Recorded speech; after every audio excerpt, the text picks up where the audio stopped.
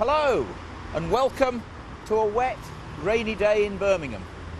My name's Richard Felix and I'm going to take you on a ghostly tour of Birmingham and the West Midlands. Over the past 10 years I've been leading haunted tours to some of the most ghostly places in Great Britain, and I've taken in excess of 95,000 people on ghost walks. Some of those people talk to me, and I can assure you that people really do see ghosts. They're not all cranks, nutcases, people with a vivid imagination, or someone who's had too much to drink. There are ghosts, I promise you. I've seen a ghost, I've also heard a ghost. Some of the stories we're going to be hearing about are concerned with real spirits or entities that actually do haunt the premises. They either love the building, love the person that they're haunting, or for some reason they're trapped. They're waiting to go to the light to be released, but for some strange reason they are still caught up in this world when they want to go to another. Others, I believe, are nothing more than a recording. It's like pressing the replay button of a video player and seeing that ghost again. It's to do with tragic, traumatic, premature death. In fact, their time hadn't come.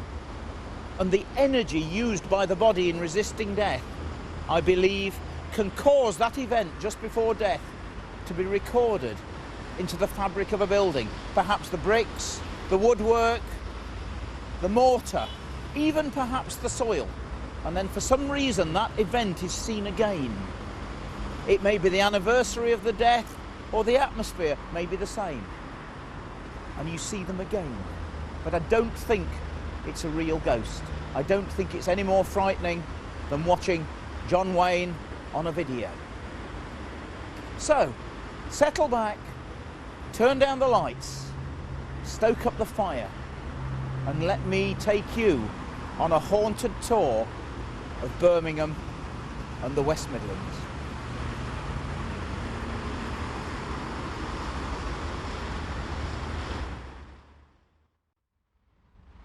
And what better place to start this tour than in the centre of Birmingham, very close to St Chad's Roman Catholic Church, near Snow Hill Station.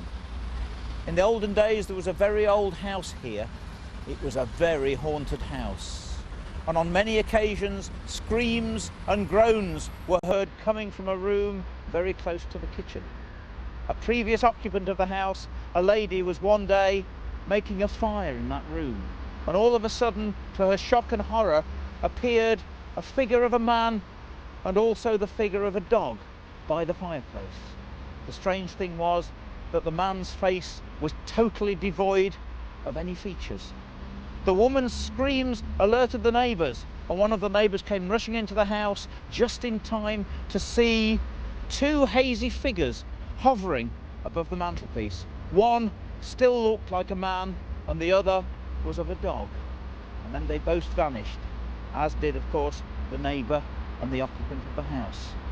No one really knows who these ghosts were, but in 1829 the house belonged to a man who used to sell bodies to doctors for the furtherance of medical science. In olden days, most bodies were delivered to the Shire Hall to the surgeons, and doctors would pay up to 2 guineas for a freshly delivered body so they could carve it up, dissect it, just for the furtherance of medical science. This chap used to entice people into his house and then murder them. And they reckon that the screams and the groans that were heard coming from this room were the last cries of those poor unfortunate people that were murdered in this very house.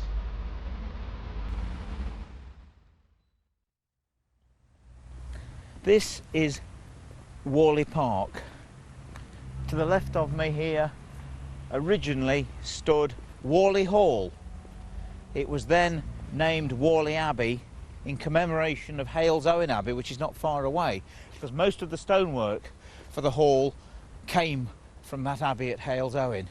It was built by Hubert Galton, the famous Quaker and Birmingham gunmaker.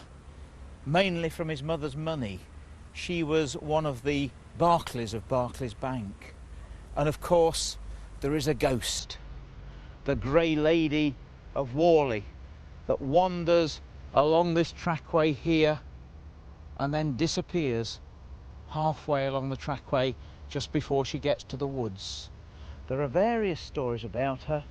One is that they say that she was the murdered heiress of the Galtons, who was mysteriously killed, and the other story is that she was a jilted bride and she actually committed suicide, and they say that's why her ghost still wanders around here. Also seen along this pathway is the ghost of a Chinaman. No one's sure who he is. Could he possibly have been a faithful servant of the Galtons? Or I wonder whether he had something to do with the murder. No one will ever know.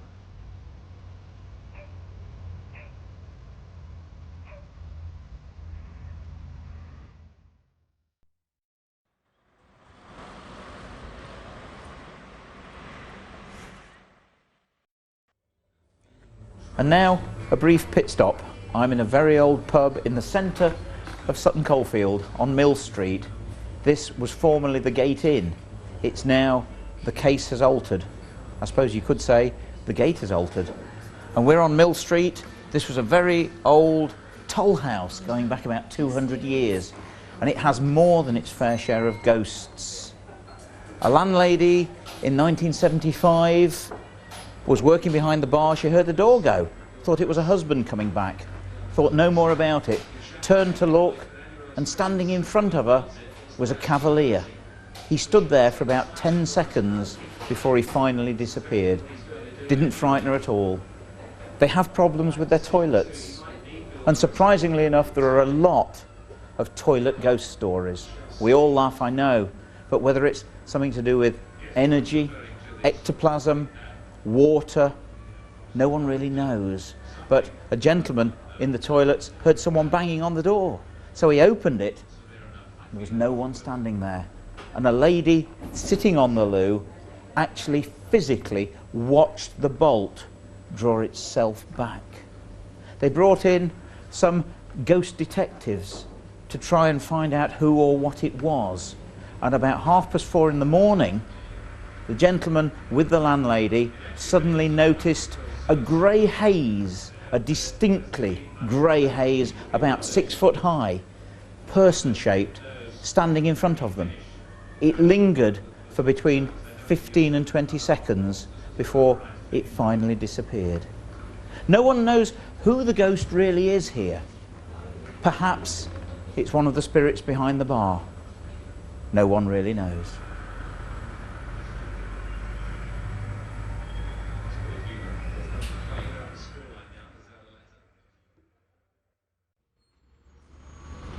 I'm in Birmingham now at the crossroads of Kingsbury Road and Chester Road at Tyburn House.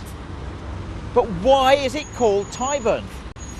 There was a Tyburn at London where all the hangings took place, which is where Marble Arch is now. They also hanged people at York. They had their own Tyburn. But of course you must remember that Birmingham in those days was only a very small place. The county town, of course, would be Warwick. So all hangings would have taken place at Warwick. So I wonder why this is called Tyburn. We're not sure. There are, of course, ghosts here on the crossroads. People were, to a certain extent, executed at the crossroads from time to time. Suicides were buried at the crossroads, and of course, witches were also buried at the crossroads. There's a ghost story here of a nurse from the Good Hope Hospital that was sitting on a stone bench somewhere over here. She got up to return home and turned to look at the bench to make sure she hadn't left anything behind. And standing by the bench was a large, grey, hazy figure. It stayed there for about 20 seconds before it disappeared, and she made haste to get home rather quickly. There are one or two reasons why this ghost may be here. In 1745, a murder took place. when Bonnie Prince Charlie's soldiers were marching down to London, the Duke of Cumberland was waiting for them at Lichfield. And one of his colonels was around here. He asked a young boy the way to a local pub. The boy unfortunately had a deformed mouth and couldn't answer the colonel. The colonel straight away thought that the boy was a spy. He had him taken back and executed. They had him beheaded, and then they brought his body back here. They threw his head into a tree at Pipe Hayes and buried his body under the tree.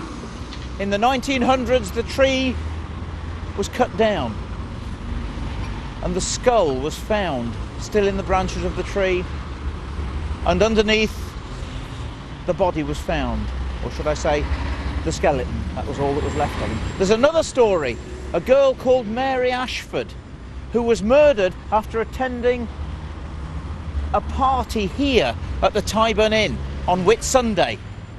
She was murdered by a man called Thornton, a farmer from this area, but he was acquitted. The people round here believed he murdered her, and he was hounded out of the place, emigrated to America and died there. But strangely enough, in 1974, another murder took place round here. A girl that they say looked very much like Mary Ashford. And the Erdington CID asked for the notes, the original notes. They compared them. And would you believe the murderer, or the alleged murderer, was another man called Thornton. And he too was acquitted. There's also a ghost inside Tyburn House. So we'll go inside and investigate.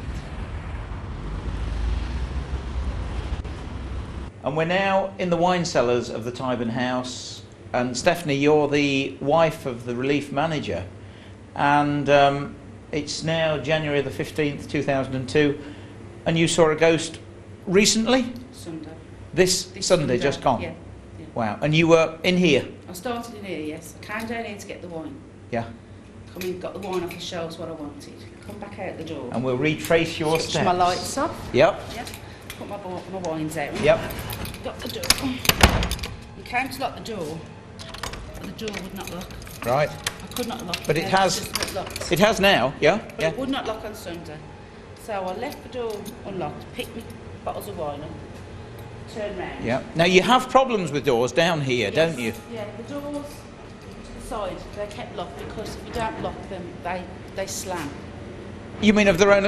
It's not windy down here though, or? No, there's no draft, but they just slam and Oh. customers can hear it in the lounge. And of course it upstairs. makes people jump as well, I should think. So they have to be kept locked for that reason. Yeah. Right. And then you, as we are doing now, continued along to the here. stairs, the wooden staircase, yeah? Got to the stairs, Yep. came up the stairs, Yes. and I looked to the side of me. Someone down there's nothing there. No, nothing. Yep, yep. Okay. And I So you saw no movement or anything like that? No, Nothing? No? Continued up the stairs, got to here. Yes. As I got onto this step, it jumped and it landed by the side of me. What, a figure, I heard- a yeah, person? I did actually hear it go. As Right. It landed. I heard like a bang. Yeah. And I turned to the side like that, and all I could see was this like black figure By you, here? by the side of me. Then what? Then it run down the steps and I turned like that, Yes. and it went through the cellar. And I heard it clattering on the things in the cellar and on the... Yeah, the bottles and things Yeah. down there. So it caught them or hit them or... Yeah. And I presume you didn't go down to see... No, from what that it- I just bolted up the stairs, I can imagine. shaking, and just said to get these bottles of wine off me quick. Oh boy. Yeah. Now you're not the first person, are you, to No. see something? No. Right. I'm the 10th person, in 9 years it's happened. Here on the spot? Here in this search. Well, I don't think we'll linger on these stairs any longer than I think we'll go up here. Now there's also, in the bar on the right hand side here, Yeah. the panelled bar, things I believe have happened. There's again a door problem, is there here? Yeah, this door apparently, this door slams shut. This room's not been open for 2 years. This is not a drafty place, No. is it? But since they've not opened the bar, Yep. this doesn't happen quite so often. Right, so it's when This people door- are around more. Yeah. This door, like, I mean, you cannot... No, because it's got one of these contraptions on it that stops it just slamming. slams shut with a bang. Wow. So it's either a ghost that's got a fetish for slamming doors, or a poltergeist, a ghost that's seeking attention for some reason. A soul or a spirit that's still lingering that wants release. So, well, I'm going. I'm not stopping here any longer. Stephanie, that's great. Thanks very much indeed. Only 8 miles from the very centre of Birmingham lies the little village of Kurdworth, and I'm standing in the graveyard in front of the Norman church. During the English Civil War there was a great deal of activity around here, and a great amount of parliamentary and royalist soldiers are buried somewhere in unmarked graves in this graveyard. Also buried in here is a great amount of treasure, royalist treasure. But before you decide to come and dig here, you'll have to make friends with the headless ghost that protects the treasure. Also in this graveyard somewhere is the ghost of a lady wearing a green dress. Now, it's unusual to have ghosts in graveyards because they normally haunt the places where they died rather than the place that they're supposedly resting. But this girl has been seen wandering around looking at gravestones. They believe that she's probably the girlfriend or the wife of one of the soldiers that was killed here during the English Civil War, and they say that she committed suicide here somewhere in this graveyard, but nobody knows quite where.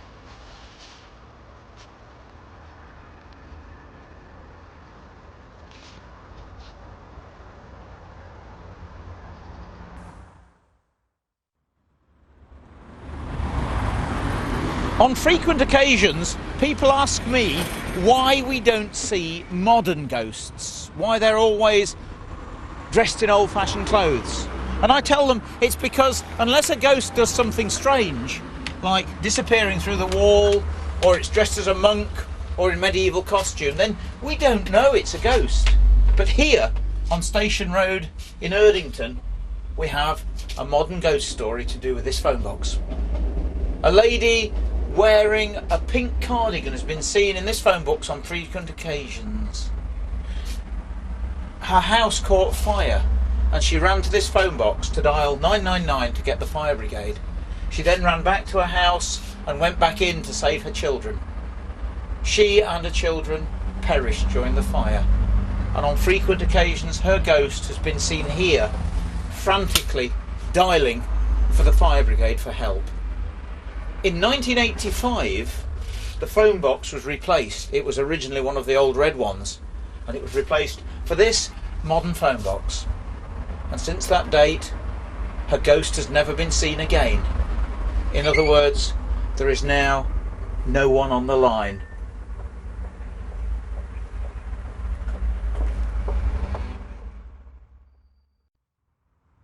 This magnificent Jacobean house behind me is Aston Hall. It was for many years the home of the Lords of the Manor of Aston. In front of the gates is Aston Church, and buried in that church are many members of the Hart family. This actual building here was built in 1635 by Sir Thomas Hart. Sir Thomas originally lived at Duddington Manor. He was a violent man, and it's alleged that he actually killed his cook by splitting her head open with a meat cleaver in a fit of rage. He moved here and married a girl called Grace. She bore him 15 children, and she was known locally as Grace Abounding. He then married again a girl called Anne, who bore him no children, but she took a great dislike to one of his girls, her stepdaughter, and she persuaded her husband to incarcerate the poor girl in a small room at the top of the hall. where she died 18 years later, totally insane. She is the White Lady of Aston Hall that still haunts the place. In 1973, a group of spiritualists came here and held a séance. They contacted the girl, and she told them that she haunted the building not because of her incarceration, but because of her great love of the building. She loved to walk in the long gallery, and that is the place that most people that see the ghost have seen her.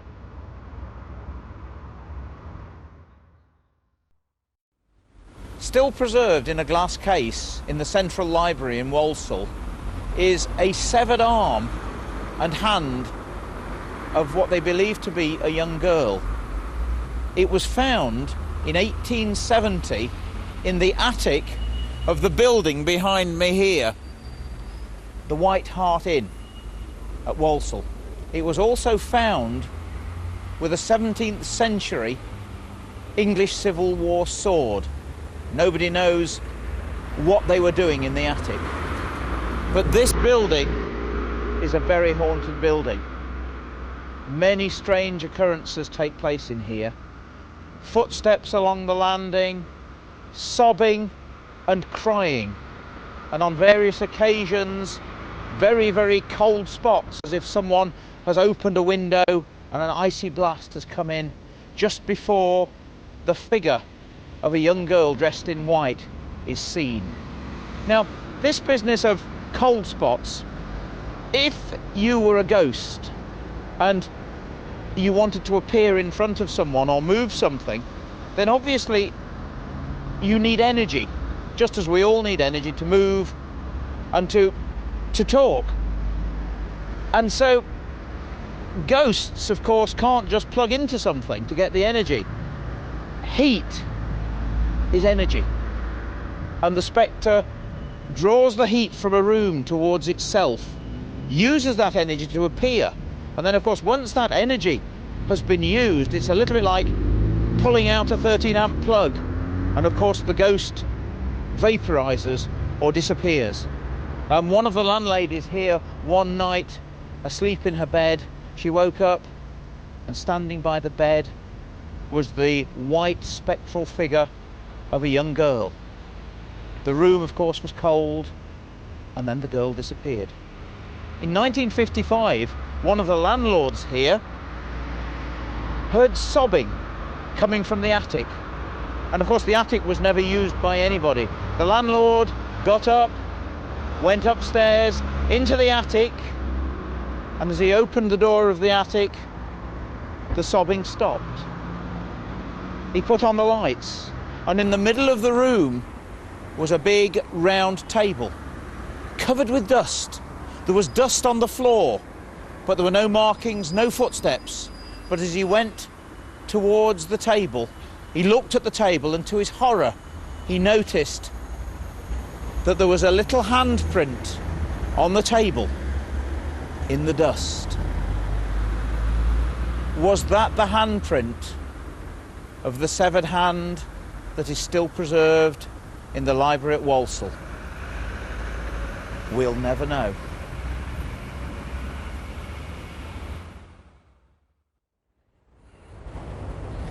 And we're probably now in the most haunted place in the Midlands.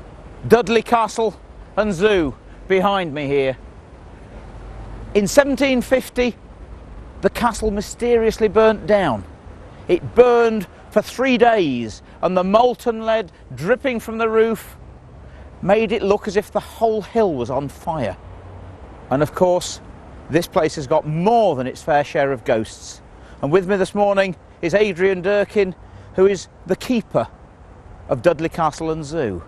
And Adrian, you actually take ghost walks, amongst other things, round the castle. Yes, indeed we do. We have a lot of people who come to visit our ghosts. And they don't just occur in the castle. I mean, obviously the castle is the oldest landmark around here, so that's where you'd expect the ghosts to be. But down here, we've actually got one of the concrete buildings of the zoo, for which the zoo is actually quite famous. Yes. They're built by Bertolt Lubetkin, charming name, Wonderful. in 1930 to 1937. Really? And rumour had it that a couple wearing 1930s clothes could be seen walking round the top parapets of the enclosure there. You know, perhaps some poor couple who were lost in love, but unfortunately the path of love did not run smoothly for them, and what they failed to achieve in life they have now managed in death, or whatever.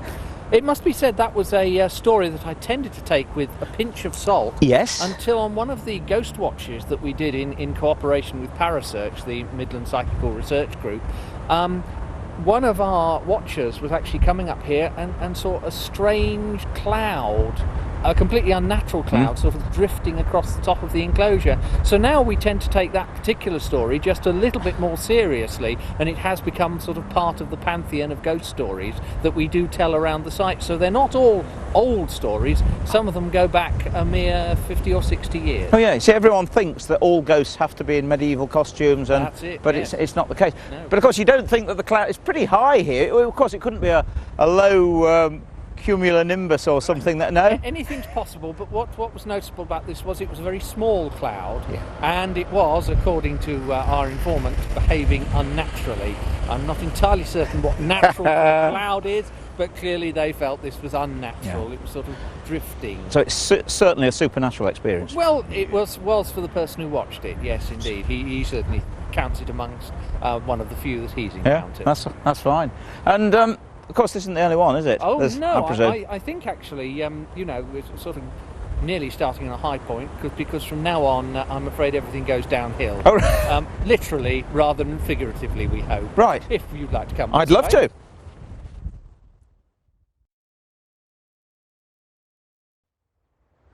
When I walked here, saw this gatehouse, I thought, there's got to be something ghostly to do with this, and I presume I'm right, am I? Indeed, yes. Although, of course, in historical times, the topography wasn't quite like this, because all this area has been severely damaged by limestone mining. It went right up to the gateway of the castle. So originally, the slope would have been more gentle. Really? It would have been possible to ride or take a carriage up to that gateway. I think you'd have a bit of difficulty today. Just a little. But the story goes that it's quite well documented. During the English Civil War, the castle was besieged for the second time in 1646. Yes. Sir William Brereton's forces were over there. He was MP for Cheshire. Parliamentarians, and I presume. inside, absolutely. Yep. And inside was Colonel Leveson with his garrison of about 400 royalists. Yep. Anyway, Sir William had problems. He had almost no artillery train, so he wasn't going to smash down the castle. Yes. His soldiers hadn't been paid for about 6 weeks. Wonderful. And so they were in no mood to sort of storm the castle. And really, the longer he sat outside the castle, the less money they were going to have and the worse position he was going to be in. So he really needed to get rid of the castle quickly, but at the same time, he didn't have the resources to do this. Yep. So he was going to try and talk them out. And so he sent a message up to the castle. And that message would probably have been carried by a drummer. They weren't drummer boys because of 17th century. Correct, very large things size. indeed, yes. So it would be a young man, and anyway, he was sort of trained to do a bit of furtive snooping around when he got in there. Anyway, now you would have been able to recognise him even if he hadn't had his drum, because drummers were much better dressed. They were actually, their clothes were paid for by their officers, and so they were a bit of class. So this young lad is alleged to have walked up to the castle, and when he got to here or whatever, smack, a single shot rang out and he fell dead. Right. And it was actually a double crime. Firstly, it was a crime against the rules of war, which stated specifically that musicians, drummers, were non-combatants. Correct, I mean, yes, if they got shot in the heat of battle, that was different, too bad. Serves them right to being there. But you didn't go out of your way to kill them. Correct, Not least because your enemy couldn't sound the retreat if you potted off all his drummers. So it was actually quite good to keep them alive. So they were non-combatant. And really, it was also a crime against the rules of fate, because a 17th century musket just is not that accurate. So to pick off somebody down here was pretty good. With pretty good going. I mean, you wouldn't actually hit a barn door at 30 yards, would you? Absolutely, no. So that was something. So anyway, it is rumoured that this lad was killed Yes, here. yeah. Now, the story actually goes that he haunts the building over there. This white That's building right, here? Yes, absolutely. Oh, right. Now, several manifestations and quite a number recently, strangely enough. What we actually get, there was one occasion when one of the people here was working late in the evening, and he suddenly became aware that somebody had come into the building. Now, he wasn't expecting this, he was locked in, and so he imagined it was the director or something coming back late. Usual story, yeah. Absolutely. Yeah, reality. Walked around the building and found nobody at all. He was completely on his own. And so he actually sort of did a double take and then said, no, I can't be imagining it, and went back to his work somewhat concerned. Yes. And he was doing the same thing a few nights later, and the same thing happened again. And this time he was so filled with terror that he actually ran out of the building. And to get out of the building, he had to come through an intermediate door, which actually slid to open. Yes. And in his panic, he tried to open it in the conventional way and ripped the door handle clean off. And I think this story is made even more frightening when you realise that this young chap was an accountant. And they're not noted for their imagination, well, except perhaps the creative ones. So oh, boy. That's one story. But recently, we've actually had a couple of sightings and some strange occurrences. One in the cash office where it suddenly went incredibly cold, and an automatic calculating machine on the other side of the room started calculating when there was nobody anywhere near it. Wow. And then down in the cellar, one of our members of staff actually went into the gents, which is down in the cellar, and as he went past the cubicle, saw out the corner of his eye that there was somebody in there, so he just walked up and sort of washed his hands or whatever, as you do. And the person in there was wearing the usual dark clothes, which actually on this site characterised the maintenance department. And so when he came back, the cubicle was free, he used it, went upstairs. Somebody said, "Have you seen so-and-so, the head of maintenance?" And the chap replied, "Oh, well, I saw him downstairs a minute ago." And somebody else said, No, he's not been in the building this morning." And in fact, there was no one else in the building. No way to account for this figure that was seen in the loo. So you've got to admire the ghost. I mean, he waited 400 years to use that cubicle, so there you go. That's amazing. But that is one of the more recent stories. I mean, we're talking about November 2001. Oh, really? That particular very story. recent. When you think it's only January 2002 that's now. right. We are talking about specifically things that are still happening. Yeah. Most of the sites around here are, I think, what you might call active. Yes, that's indeed. wonderful. So, shall we carry on up? Shall we do that? Yes, indeed. We've now arrived actually at the castle. Now, obviously, most of the stories must come from this actual site, I would imagine. Yes, indeed. But strange enough, some of them, I'm sure, like many ghost stories you've encountered, are ghosts that don't have stories. Oh, yeah? So we have an interesting problem here, whereby we actually had a group of people who were on a sponsored ghost watch around the castle on Halloween, about 5 or 6 years ago, something like that, raising money for hospitals. And they were actually in another part of the site, which is also haunted. Yes. Perhaps we'll have time to visit that later. Right. But around about 11 o'clock, when nothing had happened, and then it hadn't happened some more, and then nothing happened again, and then after that nothing happened, they began to get a bit bored. I'm sure. So a percentage of the group, I think sort of about 5 out of 7 of them, decided to go for a walk. And they came up to here, where we are now, and they looked up at the tower, and walking along the parapet at the top there, they seemed to see a figure. And quite recognisable as a figure, not much detail. Bear in mind we're 11 o'clock at night. Yes. Now you might think it would be dark, but in fact all the light coming up from Dudley reflects back. So particularly if you have a cloudy night, it's actually quite bright up here. So although you can't see in detail, you can always see, you know, there's enough light it's not to get pitch some black vision. And so they saw this figure walk, and they watched it for quite a while.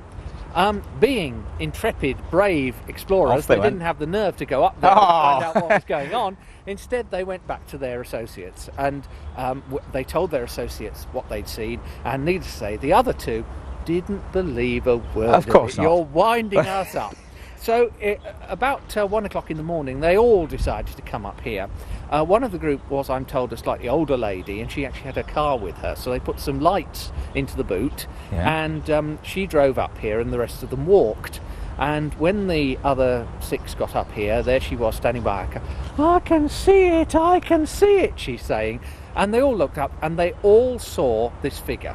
Now, if the possibility is that it was somebody having them on, which of course everyone had been walking up and down there for a long time, 2 hours, in October, November night. No, I wouldn't. So that doesn't seem very likely, and they all saw it. They did try the lights, but the lights were no real use because that sort of range, you weren't getting any great illumination. In fact, they did tend to think that they got a better view of it when they weren't trying to use lights, really. In the light, there just didn't seem to be anything there. So, there you go. But that is amazing, because, I mean, as I say, on frequent occasions, ghosts don't normally appear to audiences. Well, there's a codicil to this, which is also quite interesting, because they were all duly amazed, went back and decided, sort of 4 o'clock in the morning, to come up again. And when they came up again, some of them reckoned they could still see it, but some of them couldn't see nothing at all. And the interesting follow-up to this is that one of the people on that tour was actually a reporter, and she actually went to say for the newspaper that they had seen a ghost, and their editor wouldn't actually let them print it. So apparently you can say anything you like about the Queen, the Prince of Wales, the Prime Minister. Start admitting you've seen a ghost and you lose all credibility. What a shame. So she wasn't. So she had to say some of the members of the group believed they had seen, and so that was it. The end of the story. We've never had a repeat sighting of that. Really? I mean, on the ghost tours that we run around Dudley in various years, we'll normally bring up 2 groups a week. Stand them here, tell them the story. Tell them the story, and they've never seen anything. And no one else has ever stood at this point and looked up there and seen it. And seen anything. No, absolutely nothing. Nice one, that is. So there you go. Very strange story. Shall we go a little further in? Yes, let's. When our visitors come in here, we usually ask for guesses as to what this is. So it comes out as a horse's drinking trough. It's a bath, and this is, of course, a coffin. Absolutely, a typical medieval coffin. Yes, with a head space. Most medieval coffins, it's actually relatively small. I mean, I can't get into it. I'm too wide, and I'm certainly nowhere near long enough. So this is for your average sort of 5'6", really rather small medieval person. And this coffin was allegedly taken from Bottom Church, that's to say St Edmund's Church in Dudley. It has no connection with the castle at all. It was just sort of arrived here by virtue of the fact that nobody else knew where to put it. Yes. However, this isn't the only coffin. We do, in fact, have another one, and I'd like to tell you a little story about that. Yes, please. A much larger coffin. Yes, gosh. Indeed. This one is for somebody who must have been sort of 6'6" in his mailed shoes. Absolutely. And of course this coffin came from Dudley Priory, and that is where the lords of Dudley Castle were buried. And in fact it's rumoured to have an owner, John de Summery, the bad Baron of Dudley Castle. Now his idea of a good day out was to sort of wander around the locality, burn his neighbours' houses, unless they actually bought him off with money for his Let's Build Dudley Castle fund. I have actually suggested this is a technique for raising money for the restoration. I think it's a wonderful idea. For some unknown reason, my boss seems to think it's a little politically incorrect. So anyway, John Dudley died in 1321, and I don't think anybody was too cut up about that, certainly not as many as had been when he was alive. And he was laid, allegedly, to rest in Dudley Priory. Now, when Dudley Priory was partially excavated in the 19th century to turn it into a romantic ruin, a number of these great coffins were dug up, and in fact this was taken away and put in Priory Hall. And Priory Hall has recently been renovated as the local borough birth, marriages and deaths department, and so the coffin was taken out and brought up here as a fitting resting place, although of course nobody would actually have been buried in Dudley Castle. Well, at that time there were really no roofed buildings in the castle except the one we're in. And the story goes that in fact we had a couple of cleaners, they were sisters, and they were actually doing the floor in here. One of them was caught short, dare I say it, Yes. and had to go off to the nearest loo, which is quite a walk away, leaving her sister in here sort of happily hoovering away. And the sister, who was over by the door, looked up and saw, standing next to this coffin, a pair of feet. Just feet? Looked up a little bit higher and saw that they were booted feet. Right. Looked up a little bit higher and saw that they were wearing long leather thigh-length riding boots. Yeah. Looked up a little bit further and saw nothing at all. So, dear sir, you've heard of headless ghosts, but Dudley is the only place in England where they're headless, right down to the thighs. My goodness me. But, of course, the thing to bear in mind is, as you can see, the coffin is cut asunder. Oh, yeah, I noticed. It's absolutely split in half. And so what we seem to have here is not a haunted coffin, but half a haunted coffin. So half of the ghost of John de Summery does seem to do whatever a half ghost can actually manage to do in here. But the interesting thing is that since we moved this in, we've actually done some restoration work in the castle, and now this is no longer the only roofed building that we have. And we're going to move in next door because there are some stories that may or may not be related to this coffin that I'd like to tell you in there. Oh boy. Right.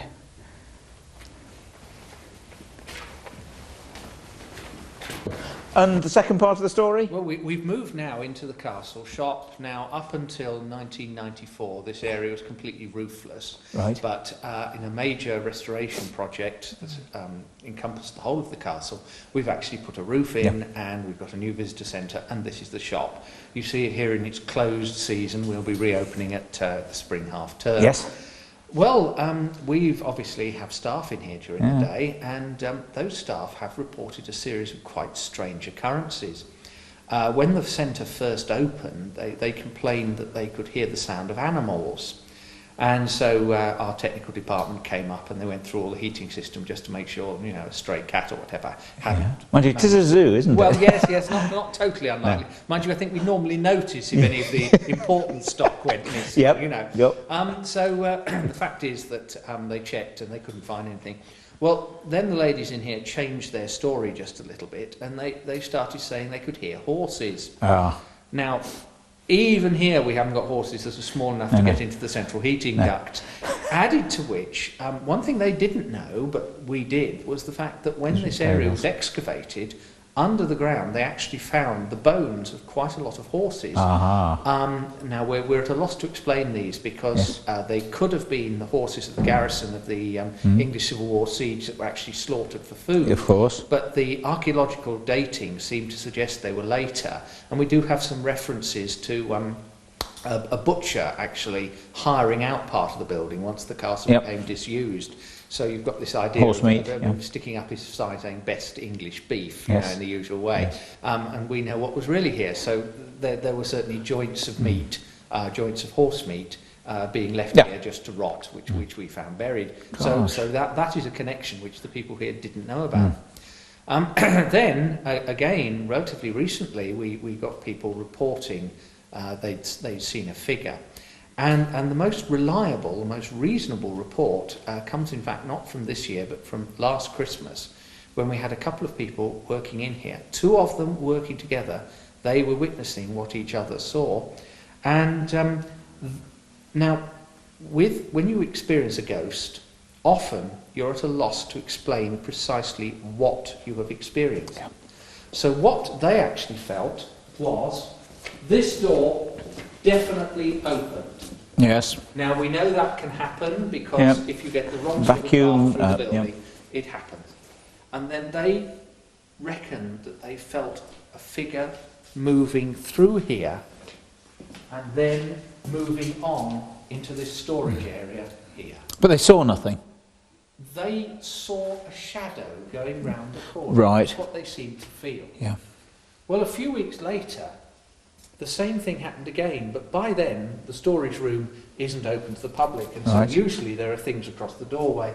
And in fact, in this particular case, there was this box of sponge animals. Yes. That was across the doorway here. Right. And the same thing happened. The door opened, they seemed to feel somebody coming through, and when they looked, That was all moving. the spandrel doors were bouncing backwards and forwards. Something as had if brushed somebody past them. had just brushed past them, exactly. Wow. So that was the story. But even then, the stories don't actually finish there, because recently we've had a couple of new items in here. Yeah. Particularly, we've had these rather nice little preserves, which you can buy for mum and granny and all that. Yep. When we actually had them, there were quite a lot more jars than we could accommodate. Yes. And so the staff actually put them into little pyramids on the top because they thought that looked nice. Yes. One of our regular members of staff was actually off. She went off for a long period of time to have a small operation. Yeah. And we had a number of standby members of staff in here.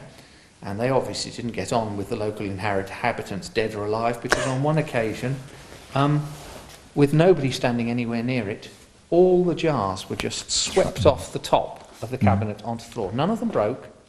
And that, Really? Yes. Oh, and it's a It's flag floor? Yeah, yeah. And that actually happened twice. And one of the other experiences they had in here concerns this spot precisely, Yeah. where this stand of key rings was. Now, obviously, the people who make this stand of key rings don't actually want their produce thrown onto the floor. And so it's actually pretty robust. Indeed. Oh, yeah. And, you can't knock it over in a hurry, because if you knock it hard enough, it moves around. Yes, right. Yes. And it's supposed to do that. Yeah. That's what happens. So you can't knock it over, and yet this whole stand was actually knocked over onto the floor. So it was physically It was lifted or physically pushed. lifted and knocked. Well, Yes. the only way to Because knock it over is it's- actually to trip it over, Yes. to pull it over Yeah. the foot. That's the only way to make it move. Wow. And nonetheless, this threw itself onto the floor. So we had an interesting point there. And shortly after that, we had a ghost watch in here, so we set up all the equipment, and nothing happened. As always happens on our ghost watches, nothing happened. And various people, including myself, came through from the visitor centre, and when we came to about here, we were suddenly cold. ice cold. And then moved on, and we weren't. And everybody in that group was able to experience this. It was Wow. a specific cold spot In this area. just here. Couldn't be measured. They actually had with them thermometers Yeah. of the sort that are used by the health department Yeah, for yes, measuring yeah. refrigerators in shops. And they did not register a drop in temperature. But physically you could. Everybody who was here registered that drop in temperature. On that spot. Now, whether these are related to John de Summary, whose mortal remains were in the coffin in just beyond that Only wall, next door. Yeah. it's hard to say. But certainly, one of the things about this building is that basically, although the fabric is old, the building itself is new. Yes, of course. And that door is new. Oh, yes, yeah. That was not through as part Yeah. of the reconstruction in 1994. So the fact is that any ghosts using that are actually ghosts that have adapted to a new door that Yes, wasn't indeed. there in medieval That is times. quite amazing. So it is quite surprising. Again, one of the thoughts that runs through our mind, because the young ladies we employ tend to be sort of school leavers and students and things like that, which is a classic age for poltergeist phenomena. Again, you wonder whether we're actually talking about a strictly haunting thing going on here, or perhaps some sort of poltergeist Absolutely. phenomena. Sounds like it, doesn't it? Difficult to say, but that's the story. Now, before you go, Yes. I would just like to introduce you to one of our ghosts. I would Sure love you'll be to meet disappointed. one of your ghosts. Let's go outside.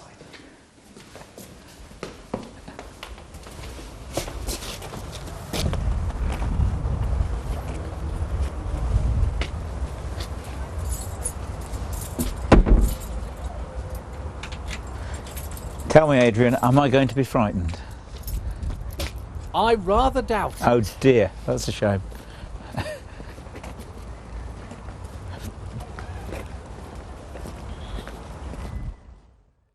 Okay, right. Okay. Well, I'm looking. I can't see anything, Adrian. Well, actually, you're only really going to be able to see this ghost at night, but nonetheless, I am going to be able to show it to you. An interesting story. On part of the ghost tour, our customers are brought through here. Yes. And as usual, the ghost leader had brought them through here, and then they'd gone off to another location. And a lady came up to him and said, "Tell me, if anybody sees ghosts, does everybody see them, or is it normally just one person?" And he replied, "Well, my experience is that in fact it is normally just one person, you know, it's a single person, Yep. or just a couple of people who experience it, not the whole group." She said, "Because when we were in that kitchen room, which is where we are now," she said, I'm sure I saw somebody in the upstairs room, a woman with a long skirt, with her head perhaps hooded or sort of hanging down a little Yeah. bit." And this information was in due course passed on to me. And when a little while later I had occasion to be taking another party around, I realised what could possibly have been the reason for Yep. this story occurring. Now, if we look up here, you can see up beyond that there is a doorway up yes. there. Yes. Beyond that, you can actually see the shape of Shoulders. the rockery beyond. Yep. Now, if we come back a little bit, what Yes. you'll see is that there is actually Oh. an area of sloping roof. So if you take Yes. that as a head, a shoulder, and then a sloping roof. Now, just Yes. imagine that in the dark. Yes. Where you've got a lighted sky, because dress. the sky around here always is. Oh, yes, yes, yes, And yes, yes. you would actually get the effect of somebody standing up at first floor, looking down onto people in here. So you just imagine, you can only see that from a couple of places. If you Yeah. go 2 or 3 steps in either direction, Then you've lost it. It disappears entirely. Yes, So it's but, just this exactly this what you spot would here. catch in the corner of your eye, Yeah. as you walk by, and then you turn to see if you'd really seen it. Yes. But you'd have gone You've lost one it. step by then, and it would And you've have lost gone. it. You would have had Yes. your ghostly experience, and then it would have gone. So I do think when we're thinking about ghosts, we have to bear in mind that people genuinely see these things. Yes, indeed. But what we have to work out is what it is they've genuinely seen. Absolutely right, yeah. Because, of course, 8 out of 10 ghost stories can actually be accounted for. Indeed, yes. The other 2 you've got to It's worry the other about. 2 that you really want to investigate. Shall we look a little further? Shall we do just that? So, you obviously do ghost tours around the castle, Dudley itself, I presume? That's right, yes. The original Dudley Ghost Tour usually runs on Thursdays during the spring and the autumn, when we have the right sort of weather conditions for it. And of course on weekdays round the castle we do actually tell the story of Dudley's ghosts and the ghosts of the castle. And we do that on all days when the zoo and castle is open, which is in fact every day except Christmas as a general rule. Really? So any high season day, if you come here, you can normally pick up with a ghost tour. Wonderful. Can I show you a little more? Let's go search for some more, Let's go shall we? and walk round, yes. So, come Just going through keep the kitchen now. Oh, right. Huge. Well, it would need look to at the be. size. I Can you mean, imagine the it? man Yeah. here sort of fancied himself as being the King of England, really. So Exactly, he yeah. wanted a rich Yeah. and powerful kitchen for that. Yeah. And The this servery. is actually Norman architecture.